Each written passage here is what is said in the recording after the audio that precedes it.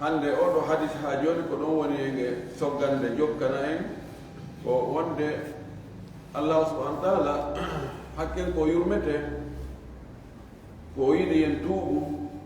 si tawi no en bonnata tuube ruttuɗen e makko o ittano en wadda woɓɓe ko waɗaɓe ɗum. oɗo hadis ko Abu Hurayra fillima fayin ko oɗo watti ɓulure 870 kanko Abu Hurayra o wii nelaɗo men sallallahu alaihi wa sallam maaki walladi nafsi biyadihi mi wondiri o mo wonki anki woni e jungo mum. ɗum ɗo ko noon eno wondirte hara wondon nden no selli nde fiɓoto kadi ko waɗi ko inde Allah ɗen e sifaji makko ɗin ko ɗum ɗon wondirte ko taga kon kadi wondirtaki. so inni mi wondiri o mo wonki anki woni e jungo mum, mi wondiri taguɗo lamɗum, mi wondiri taguɗo wonki anki, mi wondiri mo wonkiji ɗin fof woni e jungo mum, mi wondiri taguɗo wonkiji ɗin fof, mi wondiri taguɗo Muhammadu, mi wondiri jon suudu Kaaba, mi wondiri jon leyɗe asama uji, mi wondiri taguɗo hendu ndum. ndo fof ko wondoje selluɗo ɓayɗo ndo fof ko Allah subhanahu wa ta'ala yiltiti e muɗum. ko woni dagatako wondirgol ko tagako a wiyata mi wondiri suudu Kaaba, ma mi wondiri nelaɗo, mi wondiri e karama ko kaari, ma ceerno kaari, ma cheikh kaari, ma ustad kaari, ma waliyu kaari. ɗum ɗon wonatake few. tara men sallallahu alayhi wa alihi wa sallam o maaki mo wondiri ko wona Allah haray o shirki. wi mi wondiri o mo wonki anki woni e jungo mum law lam tudnibu si tawino hara on bakkon innano, hara on waɗano bakkat, hara on wattano bakkatuji onon toroɗon Allah yo Allah yaafo on, la dhahaba Allahu ta'ala bikum, Allah nabayno, Allah mulayno, Allah ittano on fof laɓɓina on ka leydi ɗo hara batte hay goto mo lutta. wala jaa bi qawmin, wallahi o addoyayno yimɓe goo tawa ɓen kañum yudribuna ɓe bakkon ɗinnayi, mana ɓe waɗay bakkatuji, fa yastahfiruna allaha ta'ala ɓe toro Allah towɗo yaafa fiye, ɓe yaafino ka Allah towɗo, fa yahfiru lahum o yaafoɓe. on andi hay ɓeygure ma nden fayɓe ma sonnaɓe ma ɓe tawata hayso ɓe bonnay kono so ɓe bonni hara ɓe huli ɓe maapi ha ɓe aani accanamen hakke accanamen hakke yaafemen yaafelan ɗo baba mi wattata ɗum ɗo emo tawata o hewata bonnude kono so bonni hakkitane makko ala koy tawa woɗa to a heere min noon ronkintino minani waɗen ko faallo bo ɓen ɗo wonaɓe gootum. sonnaji ma mo tawata si o bonnima haray mo huli mo maapi mo aani ha haray ande makko ne fof ko honno moƴƴintinirton, ko honno welditirton, ko honno jalirantamo. e on mo tawata kañum wonde kono hakkitande makko ala, mo townitanima, sabu ɗum ko townitare, ko mawnintinnare, ko ƴettitare. ɓeɗo wonaɓe gotunima few, ɓeɗo wonaɓe gotunima. idan Allah subhanahu wa ta'ala no yiɗi jiyaɗo makko o si tawi o bonni o tuuba o toro yaafuye. en hadise en feƴƴino hadise bo ɓaawo wonde Allah subhanahu wa ta'ala no weltora tuububu ye jiyaɗo mum ɓuri ko goɗɗo e meɗen si ƴetti ko ñamata kon e ko yarata kon, waɗi e mbaɗɗateeri muɗum e hawre ngeloba ma puccu, fokkiti safari yahi haga tumbere buure, ronki ni yoade fowtoɗo seeɗa nange wuli cippo ka hawre mbaɗɗateeri mum kono acca tan ɗon koyna ɓay mi ala cippede dow kon ɗo ɓay naami dongoto ɗo mi wawa ɗon fowto seeɗa munno ɗo tum wiyetta nikino kon wala ɗon tum ɗano tum mbaɗɗateeri ni yaada e ko ñamete ko yarete fes hawto yo yeƴƴito ko on ton ko ñamete ko yarete ko waɗete ko yehi o doga o ɗaɓɓita o yaara funange o yaara hirnange nano e oɗon ka yiide few oynawa ɗo no jaa ko ha hannde ni joni mi artu ka mi waalino ɗo mi waalo ɗo mi happo mayde nden o artu a waalo ɗo mo happo mayde nden kono tun ɗoygol kadi fooloyam o ɗaano o maƴƴoya tawa baɗɗateeri ndin ariino ardi e ko ñaamete e ko yarete hunde bonaali yanaali futtaali saamaali no ari haa takku makko ɗum dari o hawto o nannga ɓoggol ɗowirgol ngol ɗo da hakken ko welti kon o inna Allah komin jeeyima ko a majjuɗo am hakken ko welti kon wonde so weltiki weltiki ana yo ɗuɗɗi wowlugol o falja ko wiyayno Allah komi majjuɗo ma ko an jeeyinmi o yeltindira min shiddatil farah nelaɗo maaki si jeyaaɗo Allah on bonni Allah o tuubi o ruttike o ɗaɓɓi yaafafuye o laɓɓini Allah weltoray ko tuubi ɗon kon ɓuri ko oɗo weltori ndi baɗɗateeri muɗum e njara muɗum e yaram e ko ñaamete ko yarete ko ari kon ani soobi gurdam makko ɗon idan ɗo oɗo hadis e on ɗon hadise no nandi Allah subhanahu wa ta'ala si tawino en bakkondinnata no o itta enen wadda bakkondinnoɓe kono ɗum ɗo firaya suusingol enen waɗu bone o ko holli ko yurmede Allah de ko wonde wota en taƴo kono noon naawini aɓay jaka Allah no yiɗi on tigi waɗu bakkade on tigi wakkile na ɗum de ko waɗi taw a annda si a fof ko tuubuɗano si Allah jaggi si on ala e jaɓanide konnguɗi Allah yaafola oyɗami yaafika annda de ko fellirgol jemma no gasa woppa no gasa fiɗa ɗon goo ɗiɗi on sa jokki waggol bakkatu on no gasa waɗoya bakkatu wi'a joni a haami gayra ɗo mi tuuba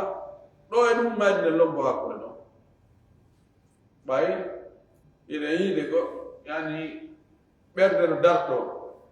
crise cardiaque no nangude yimɓe wayra on tigi no selli wiya sippo on tigi maaya ɗon e yiwoɓe no maayude hara no juulude ɓe no maayude heɗen ka tere han no juude ballon ɓe no maayude hara no doginde oto e yi saayi go sawdi ɗo ko wonɗo e doginde oto wonɗo doginde camion ka o doginde ɗon ko ɗon mo maayi idan ta ɗum ɗon ta ɗaynitor ɗum ɗo ɗi hadisaji ɗo ha inna joni mi profitu ano wawi ka huuruɗa ɗon ɗo woppoya few hadis hen ɗon mo kanko wadde wulure 972 wa ali bin umara radiallahu anhuma itama e abdullah bin umar yo Allah weltanamo kanko e ɓen makko e sahabaɓe ko wattidaki maɓɓe kala huyi kanko abdullah bin umar kunna na'uddu li rasulillahi sallallahu alayhi wa sallama men wonino men laatinoke meɗen limana nelaɗo Allah on fil majlisil wahidi e jooɗande wotere kamen jooɗi ɗon ɗo e men immagol men nana himo maaka men lima mi'ata marratin laabi temedere konngol kawo maakata rabbi ghfirli wa tub alayya innaka anta tawwabu rahim kamen jooɗi ɗon o sera ɗon rabbi ghfirli وتب علي إنك أنت التواب الرحيم ربي اغفر لي وتب علي إنك أنت التواب الرحيم كون سيدو وما كان كون سيدو وما كان من كنت لو أنك توني لو سرتك ونا توا وهبي إنقل كونقل كويا تلا بتعمل ولا وما كانوا بيننا ويقول لنا لما نينو de joɗande wotere ɗo e imme ɗo tawa maaki o filitike ngol konngol ɗo kuyatalami temedere o maaka rabbi o firli Allah yaafola wa tubu alayya Allah jaɓanan tuubu wuye on sabu innaka no an Allah anta an tigi woni attawwabu heewɗo jaɓugol tuubu wuye arrahimu heewɗo yurmegol o waɗi talabu on ko sakkitori mantugol Allah ngol innaka anta tawwabu rahim an ko an woni heewɗo jabugol tuububuye heewɗo yurmegol. oɗo hadis ko fillimo ko Abu Dawuda e Tirmidhi. Imamu Tirmidhi wi hadis on himo moƴƴi himo selli kadi. Cheikh Albani rahmatullahi alayhi ka silsilatu ahadis sahiha o maki hadis on no selli. hadis hen ɗo won kanko watti wulure e 873. wa an ibn Abbas ittama ya Abdullah ibn Abbas radiyallahu anhuma qala o wi wo ɓayɗo hadis on no lurdira sellugol makko ɓeno wi o sella wiye wo nelaɗo maaki man lazima al istighfara mo ñiiɓiɗi lazima ko ñiiɓuɗugol ko waɗɗintinnagol ko humondirgol jogonirgol e insinagol imo duumodemo imo humodire muɗum fo no sowna moyto astahfirullah astahfirullah wa atubu ilayh astahfirullah wa atubu ilayh astahfirullah wa atubu ilayh imo lisimi ɗum nde lisimagol ko ɓayna ko o wondi e karamokojo o lisimike mo duuɓi 10 nde lisimi lazama ko arabu bonna watta pulal arabu pulaɗo ɓaynaye ko lisimagol hunde ko lisimagol ngol mo humodiri e o ngol konngol astahfirullah duumodi e maggol o wi ja'ala Allahu lahu min kulli dhiqin makhraja. Allah waɗanaymo kala ka ɓittede heɓimo Allah waɗanamo laawa yaltirgol. kala ka ɓitti Allah hokkoraymo ɗon laawol ka o yaltira pot sortir. wa min kulli hammin farajan Allah waɗanamo kala himme kala ande kala maɓare ham ko aanugol fii ko arata husn ko aanugol fii ko feƴƴi ko laawi ɗum goɗɗum feƴƴi laawike ma jooni nema fuutike ma wona miijitagol ɗum heɓa ande ko ɗum ɗo laawi ma kon ko a heɓa ɗum kon ham ko goɗɗo no saati ene mi heɓay ɗum kaa mi heɓata ɗum ma ko hulɓini no fokkiɗi ene ɗum woraylan ka ɗum yana e hoore am ɗum sendi hakkude husn e ham. Allah waɗimo kala ma paare ande ko fokkitanimo wonamo ɗum faraja e on ɗen. wa razaqahu o arsikamo kadi min haythu la yahtasibu nokku ka o sikkira nokku ka o tanginanoki. oɗo hadis ko fillimo ko Abu Dawuda. Cheikh Albani rahmatullah alayhi ka silsilatu hadis daifa wa atharaha sayyi fi l umma o maaki hadis on mo loyi sanadu on no kasi sanadu on no loyi kono matna on no sellike mana on no selli kala duumiɗo wigol astahfirullah astahfirullah astahfirullah astahfirullah ka aroy ɓiƴagol wo Allah adanemo kanko ka o daɗira. andeji heewɗi Allah waɗay ɗin andeji o addanamo solution majji. Allah hokkoramo kadi arsike wona ɗuɗugol ngol tun Allah waɗi barki e ɓergu maɓɓa ko o surrima e muɗum o waɗi giya e muɗum ara a heɓi arsike. hadis hen ɗo won kanko watti wulure 874 wa an ibn Mas'ud ittama Abdullah ibn Mas'ud radiyallahu anhu qala o wi قال رسول الله صلى الله عليه وسلم نرى الله أمك من قال كلامه يقول أستغفر الله الذي لا إله إلا هو الحي القيوم وأتوب إليه. كلام يقول غفرت ذنوبه وإن كان قد فر من الزحف. الله يفتح بكات جمكني zunubaji makko ɗin haysi o dogino fewno ko julɓe ɓe heferɓe ɓen ñentodirani nangodiri. astahfirullah miɗo insino ka Allah miɗo toroka Allah yaafiye alladi on la ilaha reweteɗo ala e gonga illa huwa siwona kanko alhayyu woni ɗo hayya waɗi kon ko alhayyu hayyu wuruɗo alqayyumu duumiɗo duuminɗo kadi ko duumi kon fuu wa atubu ilayhi miɗo tuuba rutto e makko si on tigi wi ɗum ɗo astaghfirullah alladi la ilaha illa huwa alhayyu alqayyum wa atubu ilayhi mo wi ɗum ɗo joddi makko ni ko honɗum gufirat dunubuhu bakkatuji makko ɗi montete ɗi yaafe wa in kana haysi o woni no kanko ara bakkatu makko on koye bakkatuji ñani ɗi ɗum woni gadi farra o dogino mina zahfi ka gere ka nangodirgol julɓe e heferɓe yen andi no jeeya e bakkatuji moolanaɗi sabu almubiqat jeɗɗi halkayɗi ɗi bakkatuji halkayɗi jani moolanaɗi jeeɗiɗiji ɗin ina sala sallam lintani en o wi wa an yafirra walfarru yawma zahf si woni julɓe heferɓe woni tiinde tasande no reeriɗira joni ko lutti ko wigol katab nangonira wiyete ngal yalti e serdu ngal naati e serdu dogugol ɗon koye bakkatuji ñani ɗin jeeya ko waɗi ɗum ɗon si on doguɗo ɗon wo doguɗo ɗon haray go'o o suusiri heferɓe wayna ɓeyna joni wala ay ɓe huuli ɓe fuɗɗike dogude wakkilo ɗe jonnayi ɓe ma ana wiyat maɓɓe on wonkiji maɓɓe ɗin heɓa e doole ɓe heɓa cuuca telen ka sengo julɓe nga loyina he ay oustad kaari en dogi amiɗo ɗo hannde ɓuri aade kadi kadi yo ndaaru ko honga ɓuri ɓattorde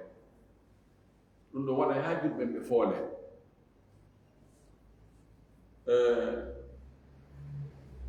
ɓayi noon ɗum waɗa ha julɓe foole ɗum kontama e bakkat ɗum ñani no ittintinna sina hara ko doggugol faaboyo goɗɗo ko saf ko julɓe waɗi no piirede waɗama mojoɓe o haynike noon goɗɗo goto ɗon hiɓe jiwdimo ɗon o doga fi faaboyagol on ɗon ma ɓeyɗaɓe loyi joni ɓe telen ɗon fayda ɗo o fayda foolama o doga noon tawte a ɓeyɗa fi wallitagol siko on tiktak ɗon hara e Allah ala har mo karno wa far gere wonde ko atakol wonde kadi yiltitora ɓaawa kono so tawi ko doggol hucca few ma no ittintinna si tawi ɓe woni ɓuri cowalle ɗiɗi julɓe ɓen ɓe woni joni duubol julɓe ɓen ɓuri nde wootere ɗon kadi hara si on tigi dogi ɗon hara mo yaafa ko waɗi ɓe ɗuuɗi ha fekkiti tawi on tigi gaynata ɗon on yo on tigi pottino tawa ha o mooɓita morso o ara kono sinaɗo haray koye bakkatuji jaɗi moolanaade Allah halkaydi goɗɗo no gasa naada mo yiide luttinam ɗon fayda koye ɗum jeeya haysi ko ɗum noon on ti waɗi ɗum bakkatuji ñani ɗon si o torike ɗum ɗo o wi astaghfirullah alladi la ilaha illa huwa alhayyu alqayyum wa atubu ilayh Allah yaafo on bakkatuji makko o hadis ko finnimo ko Abu Dawud e imamu Tirmidhi e alhakim imamu alhakim naysaburi ka mustadrak makko wa qala ay imamu alhakim o wi hadithu sahih ala shart al-Bukhari wa Muslim hadithu on selli no nanodiri e sharti yiɗi imam al-Bukhari e imam Muslim wallini ɗin fi jettugol hadith kono Cheikh Albani no waɗi tambih seeɗa e o hadith ɗo o wi qultu hada يوهم أن أبا داود والترمذي أخرجاه من حديث ابن مسعود وليس كذلك وإنما أخرجه عنه يعني ابن مسعود الحاكم فقط وإسناده قوي وأما أبو داود والترمذي فإنما أخرجاه من حديث زيد مولى النبي صلى الله عليه وسلم وفي إسناده جهالة لكنه شاهد لا بأس به ولحديث شواهد أخرى قال أشرت إليها في الترغيب والترغيب التعليق والترغيب ومنه نؤدي ورواه أبو داود والترمذي والحاكم وفي الحديثهم أبو داود والترمذي الحاكم وعندك كوي حديث عبد الله بن مسعود ومنه سنا أنه وإن بيدو تاتونو كفيليمو كفيلي كو حديث مو عبد الله بن مسعود إتيان لا وي هور نانو كفيلي حديث مو عبد الله بن مسعود فيلي كو إمام الحاكم نيسابوري فقط بيدا كمم حديث متنون كو غوتو كونو بيدا كامبي كو فيلي حديث الراوي الحديث كو زيد مولى رسول الله صلى الله عليه وسلم كو زيد بمعنى جوني كامبي علماء الحديث ibe sewi no be fillo hadith joni wala o darsu do simo be mo filtanade talibajo mudum mo be fillo talibabe mudum be hande me yana be jango don ko o hadith do ka ustade men nani be jangi ani o hadith do fillani ke men o hadith do yoni fikala kongol ko gotol kono si ɓeeɗa taalibaɓe ɓeeɗa inni menen ko karamo kojo kaarijo men naniri ukkiniri haɗay nano mana abou dawuda e tirmidi kamɓe hadise on ko zeyd woni ko fillimo ka imamul hakim naysaburi ko filli hadise on ko abdoulah bnu masud idan hiɓɓiɗirgol ɓe fof inna ko kamɓe filli hadis on itti e kaarijo aray ɗon no waɗi ella seeɗa on waɗi tan mbiɗo kono ko himmi kon ko ɓuri himmude kon wonde hadis on himmo selli fi ko jogii laawi ɓuyi shawahiduji si tawi yewtere wootere nde fillorama oɗa fillike nde oɗa kadi fillike nde oɗa kadi fillike nde ene oɗa ko filli ko woni seedanike oɗa ko filli ko oɗa kadi filli ko seedanike oɗa ko filli ko hay so tawi no kamɓe ɗon filli ɓen ɓe loyi seeɗa kono ɓay ɗuuɗi tum haray ƴettite anndi a yettesoɓe jooni so tawi yettesoɓe ɗiɗo jooni ɓe ari ɓe fillani kam goɗɗo ari o inni ha ndaara hunde kari waɗi hanki madina nene ɓe arno hunde kari wanno ka botiki kaari en awa ko yeddi sawdi awa en ɗum ko kaawene awa kono alhamdulillahi ay feƴƴano ɗon o yaatinna ɗo kono noon no wawi dat kono ha yimɓeɗe mawlaki ko yeddi sojo ɗo wolani ɗum goɗɗo kadi aroya yeddi sojo kadi ara wolane kadi fayi sifa ɗum a ɓeyday joni hoolade ɓeydu joni so tawi hari ko hooliɗa ko 40%. wonta joni wonta 60%. onno kadi ari wonanima juste ɗum no woni shahid si yedde sojo tammo kadi aroy noon wowli tayle ɓeɗo fof ɓe yurano ko nguutu ɓe haalda kadi aray hoolade man ne yaha joni 80 wonta joni ɗo si tawi ko ƴettante acte a préparé ki tan he a waada enen aɗa yaaɓoma ande nan e ɓeeɗo fof ɓay fi kala kono kono ɓeeɗo fof ɓayɓe ɓeeɗo ɓe halda ɗum ɗo haray mo gasa haray ko gonganan ko ɗum ɓe innata lahu shahid hadis on no mari ko seedanimo ida oɗo hesi gol laawol gol zeydu fillori toon loɓugol no toon kono aslan oɗon gol laawol ko abdoullah bne masud filliɗo ngol ɗon laawoli ngol moƴƴi ngol ɗon tambita ɗo gol to ko ɗum ko faandi ɗo hadis on imo selli hadis heɓɗo ngon kanko sakkane janggoɗo hannde ko kanko watti wulure e 7 jooɓo o an shaddad bine ausin radiallahu anhu ittama e shaddad bine aus allah weltanamo ani nabi sallallahu alih wa sallam kala o yitti enelaɗo meɗen wonlaɗo maaki sayidul istighfari koho insina gongol konguɗi ɓurɗi moƴƴude tawagol allah yaafuya ɗum kadi patron fi ko torte allah yo allah yaafo aadin ko ka konguɗi kadi ɗi ɓurɗi mari degré patron majji on ko wi'ugol an yaqula al abdu kono jiyaɗo wiyata ɗum ɗo allahumma anta rabbi لا إله إلا أنت خلقتني وأنا عبدك وأنا على عهدك ووعدك ما استطعت أعوذ بك من شر ما صنعت أبوء لك بنعمتك علي وأبوء بذنبي فاغفر لي فإنه لا يغفر الذنوب إلا أنت. قل كم قل له في ترى قل الله يا الله يا فونتي بكات جماعة كدي على أبو قل له ونكو قل له ونكتو جل أول نفوتي قل له هذا أول قل له كفانديو كفاندي نيالانغال لا بساب كفانديو كفاندي هون قل كم قل فيه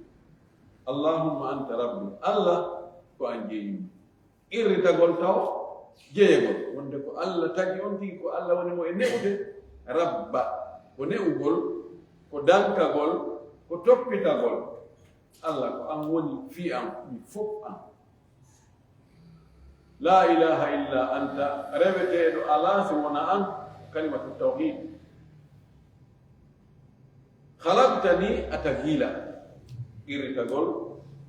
بالخلق وأنا عبدك منكم يمكن ما فإن كنت تنقل أو أنت ربي أنجيني فإن أدنون دتايو أتغيلا منكم يمكن ما وأنا من على عهدك بدو آدماني ووعدك إفدور مالي ما استطاع فد من تاغا نامي جوغتي آدي كو حالو دنكم وندكو أن woni jeyɗo lan ko an tagimmi ko an tummi rewata hiɗa fodinmi noon wonde si tawi mi waɗi ɗum ana dalagal janna min ɗo jogiti ɗon ani nderanumaki sallallahu alaihi wa sallam o qala la ilaha illa allah khalisan min qalbihi dakhala aljanna mo ƴetti ɗum ɗo o engagement ɗo o jogiki ɗum hara ko hewre gonga hewre soɓe o naati aljanna ɗum ɗon woni fodore ko Allah fodi gon no ari noon hadith Mu'adh ibn Jabal lamma kana radifan li rasulillah sallallahu alaihi wasallam qala atadri ya Mu'adh atadri ma haqqu Allah ala al-ibad wa ma haqqu al-ibad ala Allah qala Allah wa rasuluhu a'lam qala haqqu Allah ala al-ibad an ya'buduhu wa la yushriku bihi shay'an wa haqqu al-ibad ala Allah alla yudkhila an-nara man lam yushrik bihi shay'an. وكما قال صلى الله عليه وسلم ومعاذ إذا عندي حق الله وندو يهوري جيام بينكم حق جيام وندو يهوري الله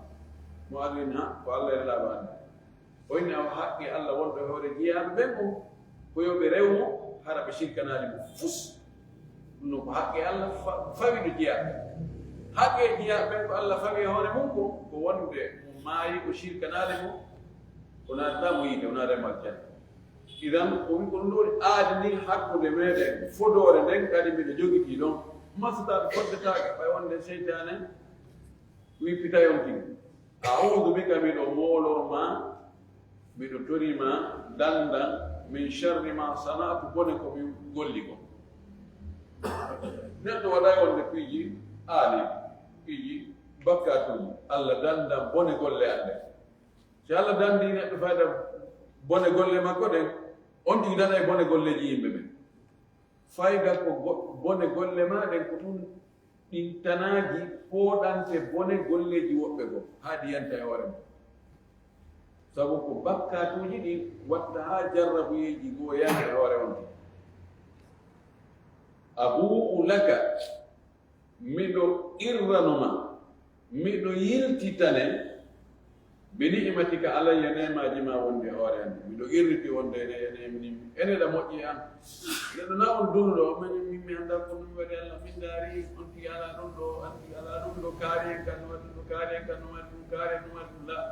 miɗo irritanoma miɗo rukkita e maɗa nemaji maɗi nemindami ɗi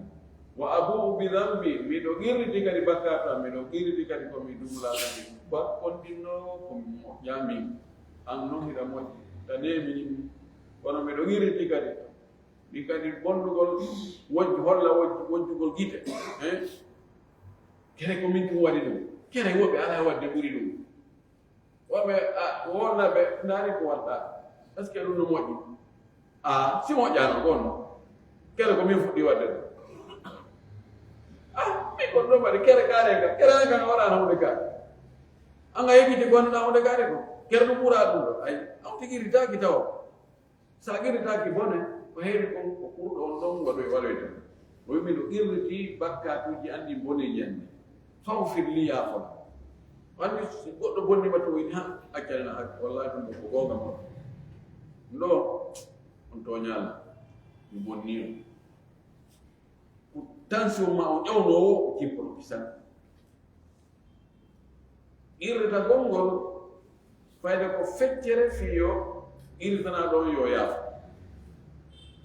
fawfir li ya fa فإنه قال أن يقول قدي لا يغفر الذنوب يا فتاك بكات إلا أنت سنان ومن يغفر الذنوب إلا الله ألا يغفر بكات سنان نقول قدي نوانا ها الله يغفر عندي سأقول تيجي نقول توما يبدأ ندلو متوبة نيو تريكي ويافي سامونا سو يافا كلا هاري هاجو أبون أنا كتير تقولون كجوني كو أنتم واي hayene no wela e ha ka wiete dum do sina ono ala wawdo wadde dum tone balal be kisa yon non hayne ene yidi teddinede ikki sikki Allah subhanahu wa ta'ala wi gol Allah antum ya foto bakkat ala ya foto bakkat sona am non no gadi ko irritande wonde go ko mawni gol Allah subhanahu wa ta'ala wala ya Allah ya foto o wi ko do ko ngol haji du'a man qalaha nela do maki mo wowlingol kongol do minan nahari immorde e nyalorma e nder nyalorma muginam biha tawa himo yanana nongol kongol mo felliti ko nder ga konko gonga be fodore do ko de gongare famata min yawmihi o mai e nder gal nyallal makko don qabla an yumsiya ko adi hirugol wadi kikide fa huwa min ahli aljannati hara yujaba bil janna Allahu akbar ومن قالها من الليل مولي كونغول دين يم وهو موقن بها توان مو ينانا غول كونغول هيمو فلتي غول هيمو جابي غول هيمو غوردني هيمو غوردني فمات قبل ان يصبح وما ادو ويتود فهو من اهل الجنه هراي وجيام يمبه الجنه بك رواه البخاري وفي الحديث في الامام البخاري وفيدو او ابو بون معنى ابو اوي بباء مضمومه با تراب أبو ثم واو رفت واو هيدي نوم وحمزة مضمومة أنه كان تراب أبو باء تراب وقودي واو حمزة كان تراب ومعناه ومن فيني وإرو ميدو نينا هوري وأعترف ميدو إريتو irragol ñinna e hoore mum ko min de ko min waɗi ko min wi'ini miɗo jaɓi ɗum miɗo irriti ɗum wiyete abou en tori kala subhana taala yo Allah waɗo en tuuboɓe Allah jaɓan en tuuɓi kuyeji ɗin Allah yafana en farjireji men ɗi Allah jaɓan en moƴƴireji gonɗi e wadde ko fof Allah waɗa waɗɓe malaɓe okkora e moƴƴireji wonɗi adna e lahara fof الله لا إله إلا الله وآخر دعوانا الحمد لله رب العالمين وصلى الله وسلم وبارك على